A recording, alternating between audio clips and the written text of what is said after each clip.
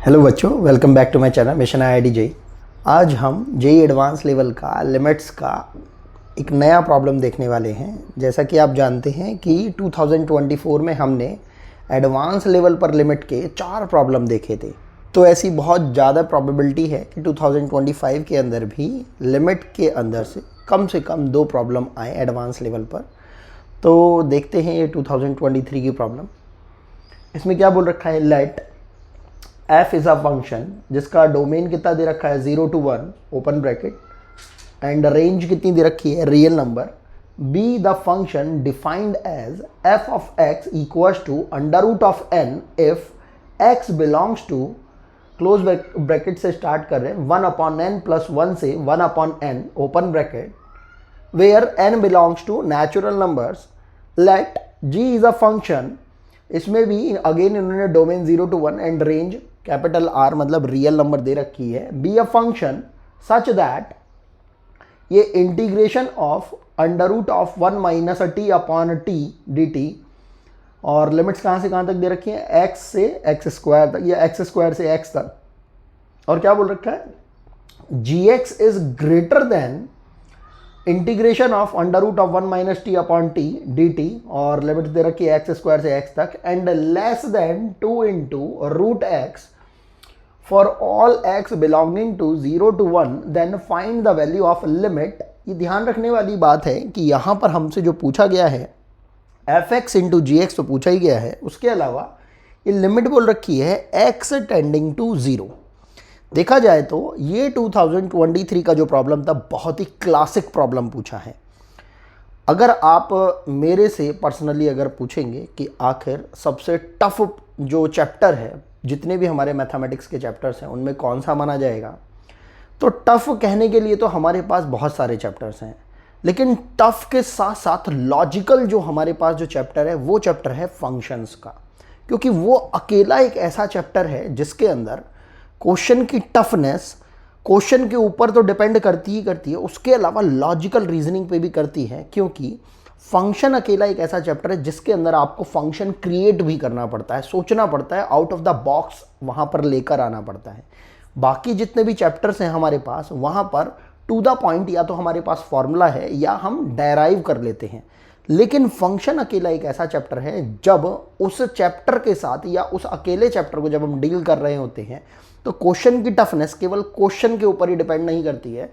उस particular problem के अंदर हमें लॉजिकल सेंस ये भी देखना होता है कि अगर हमें फंक्शन क्रिएट करना पड़ रहा है तो वो किस तरीके से करना पड़ रहा है।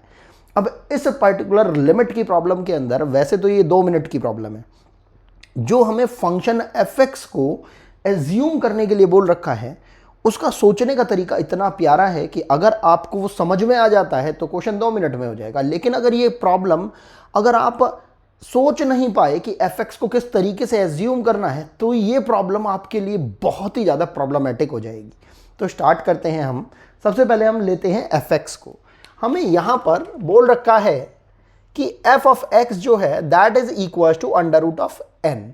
अब जो एन है दैट इज नेचुरल नंबर। अब क्योंकि n नेचुरल नंबर है तो n तो एक कांस्टेंट को रिप्रेजेंट कर रहा है, और हम जान रहे हैं कि जो fx है वो किसको रिप्रेजेंट कर रहा है, एक फंक्शन को, एक ऐसे फंक्शन को जो कि x पे डिपेंडेंट हो। तो यहाँ पर ये कुछ हमें अटपटा सा फील हो रहा है, तो इसको समझने के लिए हम थोड़ा सा और आगे देखते हैं। क्या बोल रखा है कि जो x जो बिलोंग कर रहा है वो कहाँ से कहाँ तक बिलोंग कर रहा है, 1 अपॉन n प्लस 1 से 1 अपॉन n तक, और यहाँ पर क्लोज ब्रैकेट ओपन ब्रैकेट भी लगा रखा है। तो इस पर्टिकुलर पार्ट को लिखने के बाद अगर हम देखते हैं कि x जो बिलोंग कर रहा है वो 1 अपॉन 1 प्लस n से 1 अपॉन n तक ओपन ब्रैकेट में कर रहा है, तो अगर हम इसको लिखना चाहें तो हम ऐसा भी बोल सकते हैं कि x is greater than equals to 1 upon 1 plus n but less than 1 upon n। यहाँ तक ये बात हमें समझ में आनी चाहिए।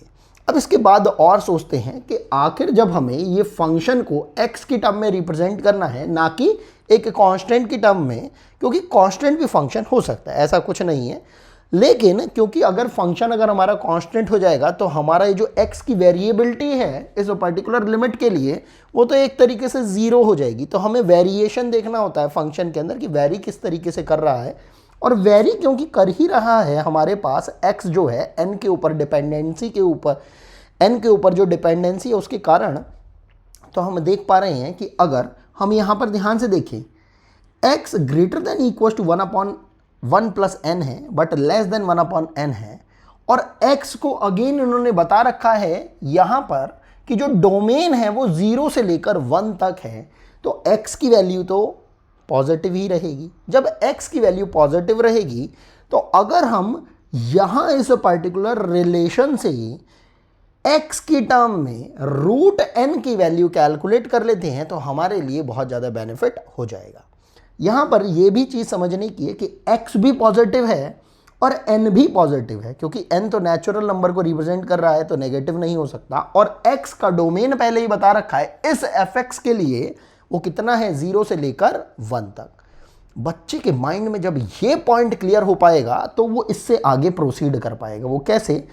अगर हम n की वैल्यू को निकालना चाहते हैं fx के फंक्शन को x की टर्म में रिप्रेजेंट करने के लिए, ये बहुत इंपॉर्टेंट चीज़ है जो कि शायद आपको कहीं पर भी देखने के लिए ना मिले, तो हम यहाँ पर इस 1 प्लस n या इस n को जो कि डिनोमिनेटर में है इसको न्यूमरेटर में लेना चाहेंगे। तो अगर हम इसका रेसिप्रोकल कर दें इस पूरे के पूरे रिलेशन का तो वो कैसा हो जाएगा हमारे पास 1/x, और क्योंकि ये ग्रेटर देन और इक्वल टू साइन और ये लेस देन का साइन ये बिल्कुल चेंज हो जाएंगे, ये हो जाएगा ग्रेटर देन और ये हो जाएगा इस 1/x के लिए लेस देन इक्वल टू, ये हो जाएगा n+1 और ये हो जाएगा हमारे लिए n।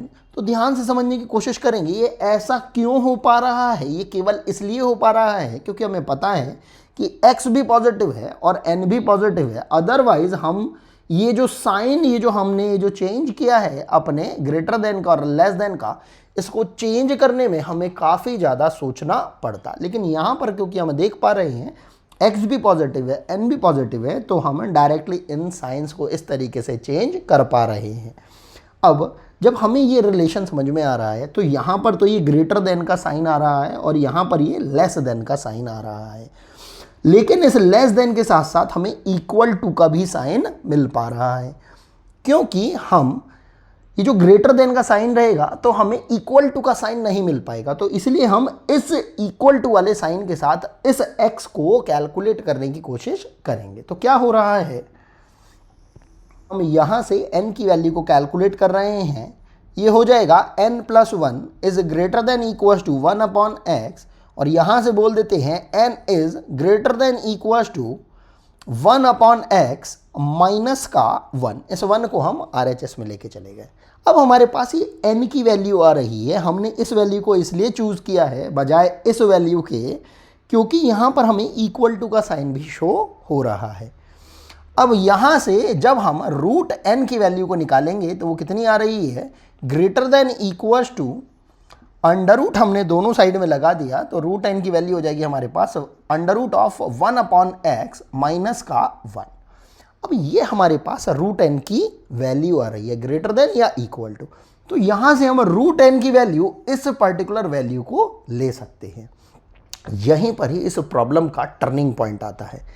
कोई बच्चा अगर इस पर्टिकुलर रूट n के लिए fx को ये पर्टिकुलर टर्म अगर एज्यूम कर लेता है तो कहीं कोई दिक्कत की बात नहीं है, लेकिन जब वो फाइनल लिमिट को जब कैलकुलेट करने की कोशिश करेगा कहाँ पर x टेंडिंग टू 0 पर, तो बिल्कुल तबाही मच जाएगी। वो क्यों? क्योंकि ये जो फंक्शन जो हमारा बन के आएगा fx इंटू जी एक्स, लेट से कोई एक नया फंक्शन hx बन रहा होगा, वो उससे सॉल्व नहीं हो पाएगा। वो इतना टफ हो जाएगा कैलकुलेशन के अंदर, इस पर्टिकुलर कैलकुलेशन के अंदर, कि उसको समझ नहीं आ पाएगा। तो हम इसको सिंप्लीफाई कर सकते हैं।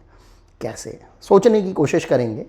जब आपने रूट n की वैल्यू को ग्रेटर देन इक्वल टू करके ये वैल्यू कैलकुलेट करी, और क्योंकि हमें इस रूट n की वैल्यू को किसके इक्वल रखना है, f(x) के इक्वल रखना है, मतलब फंक्शन ऑफ x, तो यहाँ पर हमें ये समझ में आ रहा है जब फंक्शन ऑफ x की लिमिट हम किस पे कैलकुलेट कर रहे हैं, x टेंडिंग टू 0, मतलब 0 के पास हम इसको कैलकुलेट कर रहे हैं, और क्योंकि हम जान रहे हैं कि जीरो से पहले की वैल्यू भी नहीं है हमारे पास, एग्जैक्टली जीरो पर भी वैल्यू नहीं है, तो हम किस पे वैल्यू चेक कर रहे होंगे, जीरो प्लस पे वैल्यू चेक कर रहे होंगे, लिमिट के लिए बात कर रहे हैं।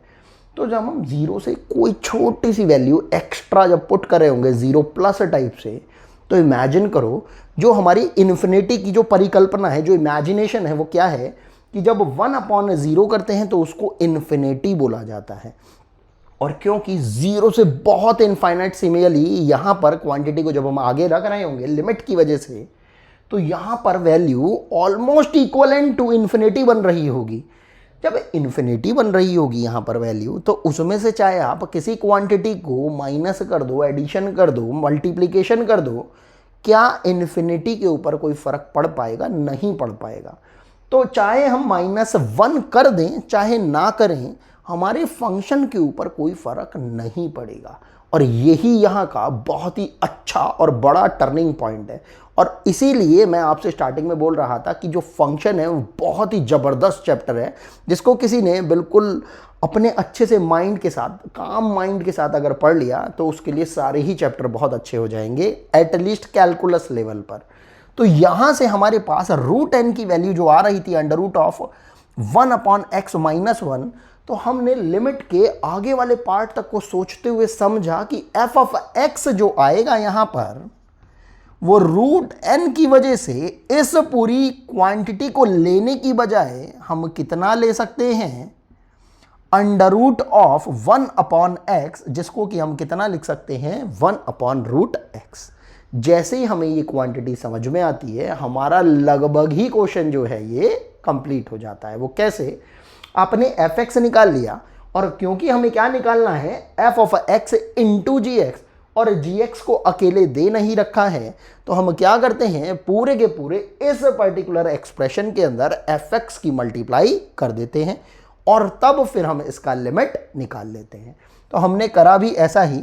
हमने क्या करा, इस पूरे एक्सप्रेशन के अंदर fx की मल्टीप्लाई कर दी, सबसे पहले मल्टीप्लाई कर दी, और ये ग्रेटर देन के साथ साथ इस इक्वल टू साइन की वजह से यहां पर इक्वल टू भी आ जाएगा, और ये हो जाएगा हमारे पास x² से x तक इंटीग्रेट कर रहे हैं √1 - t/t dt। और क्योंकि fx की वैल्यू तो कितनी आ रही थी, 1/√x, अभी अभी हमने लिमिटेशन करके निकाला, तो होल के अपॉन में √x भी आ जाएगा, और ये लेस देन इक्वल टू कितना हो रहा है, 2 × √x × 1/√x।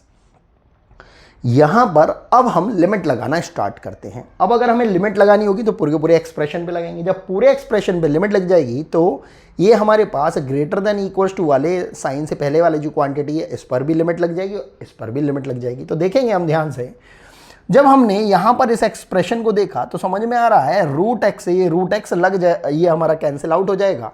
तो अगर हम इस पर लिमिट x टेंडिंग टू 0 लगा भी देते हैं तो इस पर कहीं कोई फर्क नहीं आ रहा है। तो हमारे पास इसकी less than equal to value कितनी आ रही है, 2 आ रही है। बात बचेगी केवल और केवल इसके ग्रेटर देन इक्वल टू वाले फंक्शन के ऊपर कि यहां पर ये जो क्वांटिटी आ रही है इसकी वैल्यू कितनी आ रही है। तो हमने क्या करा, लिमिट लगाई। तो लिमिट लगाते के साथ ही x टेंडिंग टू 0 जैसे ही हमने लगाया यहां पर, ये हो जाएगा हमारे पास इंटीग्रेशन ऑफ x² से x तक, और ये हो जाएगा √1 - t/t dt, और अपॉन में आ रहा है √x, और greater than equal to limit x tending to 0 f(x) × g(x) less than equal to 2। ध्यान से देखेंगे अब यहाँ पर ये तो हमारी डेफिनेट वैल्यू आ गई है, तो यहाँ से तो चलो हमें समझ में आता है कि इसकी लेस देन इक्वल टू जो वैल्यू आ रही है वो 2 आ रही है। लेकिन जब हम ग्रेटर देन इक्वल टू की जब बात करते हैं और जब हम x टेंडिंग टू जब 0 की बात कर रहे हैं, तो हम देख रहे हैं इस न्यूमरेटर के अंदर जब हमने इंटीग्रेशन किया, ध्यान से देखेंगे जो इंटीग्रेशन है वो केवल और केवल अपर पोर्शन के लिए है, अपर पोर्शन के लिए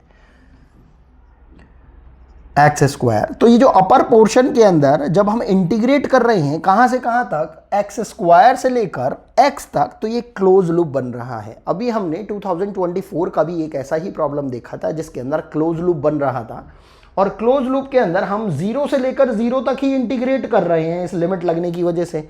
तो ऊपर वाली क्वांटिटी हमारे पास कितनी हो जा रही है, 0।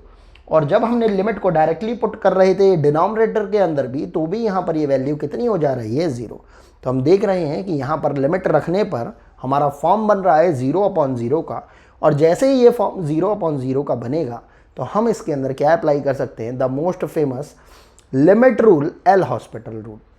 एल हॉस्पिटल रूल से ये पूरा का पूरा जो एक्सप्रेशन है ये हॉस्पिटलाइज होने वाला है, और ये एक्सप्रेशन इतना इजी हो जाएगा कि हमें समझ में आने लगेगा कि आखिर इसमें हमें करना क्या है। तो हमने एल हॉस्पिटल रूल जब इस पर्टिकुलर पोर्शन के अंदर लगाया तो वो कितना हो जाएगा, लिमिट x टेंडिंग टू 0। ध्यान से देखेंगे, जब हमने इसके अंदर एल हॉस्पिटल रूल लगाया तो सबसे पहले हम अपर लिमिट को इसके अंदर रखेंगे। ये हो जाएगा हमारे पास √1 - x अपॉन का x इनटू, ये जो अपर लिमिट होती है उसको इस पूरे एक्सप्रेशन में रखने के बाद ध्यान से देखेंगे, अच्छा √t ही है ये हमारे पास, √, ये इतना हो ही गया, और x को डिफरेंशिएट करा तो कितना आ गया, 1 माइनस, उसके बाद हम ये जो लोअर लिमिट है उसको अब हम इसके अंदर पुट करेंगे तो वो हो जाएगा हमारे पास √1 माइनस x² अपॉन x², और फिर इस x² को भी हम डिफरेंशिएट करेंगे। ये कितना हो जाएगा हमारे पास, 2x, और इतना तो हो गया ये हमारे पास न्यूमरेटर जब हमने इसको डिफरेंशिएट करा। और इसी तरीके से जब हम डिनोमिनेटर को जब डिफरेंशिएट करेंगे तो ये हमारे पास कितना हो जाएगा, 1/2√x। अब हम देख रहे हैं कि यहाँ से ये जो वेरिएबल t था ये हमारा गायब होकर, क्योंकि हमने इंटीग्रेशन के ऊपर जब डिफरेंशिएशन लगाया तो इसको इस तरीके से हम सॉल्व कर सकते हैं। और यहाँ पर तो आ ही रहा था हमारा लेस देन इक्वल्स टू, ये क्या हो रहा था, limit x tending to 0 fx into gx, और इसकी value less than equals to कितनी आ रही थी, 2। फिर से ध्यान से देखते हैं, अब हमें इसे केवल और केवल मैनिपुलेट करने का काम रह गया है। अगर हम ध्यान से देखें यहाँ पर √1 माइनस x² अपॉन x² में जब ये x² इस अंडर से जब बाहर आएगा तो हम समझ पा रहे हैं ये x ही रह जाएगा। क्यों, इसमें हमने प्लस माइनस के बारे में क्यों नहीं सोचा, क्योंकि हमें पता है कि x कहाँ से कहाँ तक वेरी कर रहा है, 0 से लेकर 1 तक वेरी कर रहा है। तो यहाँ पर क्योंकि x जो है यहाँ पर भी अवेलेबल है तो इस x से हम इस x को कैंसिल आउट कर सकते हैं। और ये जो 2√x है, 1/2√x है, हमें पता होगा अपने बचपन में कि a/b अपॉन c/d को हम कैसे सॉल्व करते थे, a इंटू डी मतलब एक्सटर्नल की मल्टीप्लाई और इंटरनल की मल्टीप्लाई b इंटू सी कर देंगे। तो यहाँ पर ये एक्सप्रेशन एक्चुअल में जो बन रहा होगा उसको एक बार फिर से देख लेते हैं। लिमिट x टेंडिंग टू 0, और ये 2√x की जब इससे मल्टीप्लाई हो जाएगी तो ये हो जाएगा हमारे पास 2√x इंटू √1 माइनस x, और अपॉन में तो √x था ही हमारे पास, माइनस यहाँ पर भी 2√x हो जाएगा, और क्योंकि 2 पहले से ही था तो 4√x इंटू √1 माइनस x²। ये पूरा का पूरा हमारे पास एक्सप्रेशन बन रहा है इस तरीके से, less than equals to limit x tending to 0 f of x into g of x, और ये किसके लेस देन इक्वल्स टू आ रहा था, 2 के। ध्यान से देखते हैं हम यहाँ पर, ये बिल्कुल अब खत्म हो चुका है प्रॉब्लम। अब यहाँ पर हमने देखा ये √x से जब √x हमारा कैंसिल आउट हो रहा है, और अब यहाँ पर न्यूमरेटर ही न्यूमरेटर केवल एग्जिस्ट करता है, तो एल हॉस्पिटल रूल को लगाने का अब कोई भी यहाँ पर हमें रीज़न दिखाई नहीं दे रहा है, क्योंकि यहाँ पर 0/0 की फॉर्म कभी भी नहीं बन पाएगी। तो अब हम डायरेक्टली लिमिट एक बार पुट करके देख लेते हैं। जब हमने डायरेक्टली लिमिट को जब पुट करा तो हम देख पा रहे हैं यहाँ पर एक्सप्रेशन हमारा किस तरीके से बन रहा होगा, 2 इंटू अंडर के अंदर जब हमने x टेंडिंग टू जब हमने 0 पुट करा तो ये 0 वैल्यू जब पुट आ जाएगी तो यहाँ पर ये वैल्यू कितनी हो जाएगी, 1। तो 2 इंटू 1 माइनस 4 इंटू, जैसे ही आपने x टेंडिंग टू 0 जब यहाँ पर पुट करा तो ये इंटू 0 और इंटू √1 हो जाएगा। तो हम देख पा रहे हैं ये पर्टिकुलर एक्सप्रेशन तो हमारे पास कितना हो जाएगा, 0 पूरा, और यहाँ से वैल्यू हमें कितनी मिल पा रही है, 2। जैसे ही ये वैल्यू हमें 2 मिली तो हम बोल पा रहे हैं limit x tending to 0 fx into gx is greater than equal to 2 and less than equal to 2। तो ऑब्वियसली इसकी जो वैल्यू आ जाएगी वो कितनी आ रही है हमारे पास, 2, और यही हमारा एक रिक्वायर्ड आंसर हो जाएगा। क्योंकि इस पर्टिकुलर प्रॉब्लम के अंदर टेक्निकलिटी का लेवल बहुत अच्छा है, तो इस पर्टिकुलर प्रॉब्लम को ध्यान में रखते हुए मैं आपको यही सजेशन देना चाहूँगा कि जब भी कभी एडवांस लेवल पर अगर कोई प्रॉब्लम आ रही है तो उसको केवल उस पर्टिकुलर चैप्टर तक ही लिमिटेड करके ना सोचें। आप उस चैप्टर के बारे में भी सोचें जो इसके साथ एसोसिएट किया जा सकता है। जैसे कि हम जानते हैं कैलकुलस के अंदर लिमिट के साथ साथ हमारे पास फंक्शन भी चैप्टर हो सकता है, डिफरेंशिएशन भी हो सकता है, इंटीग्रेशन भी हो सकता है, एरिया अंडर कर्व भी हो सकता है, डिफरेंशियल इक्वेशन भी हो सकता है। और अभी तक हमने जितने 5 प्रॉब्लम ये करे हैं लिमिट्स के, हमने देखा है कि ऑलमोस्ट सारी ही टाइप की जो हमारे पास ये जो चैप्टर्स हैं वो सारे के सारे हमने इन क्वेश्चंस के अंदर कॉम्बिनेशन की फॉर्म में देखे थे। तो ये प्रॉब्लम का हमारा रिक्वायर्ड आंसर आ चुका है 2। तो मिलते हैं आपसे नेक्स्ट वीडियो के अंदर। अभी के लिए सिर्फ इतना ही। Thanks for watching.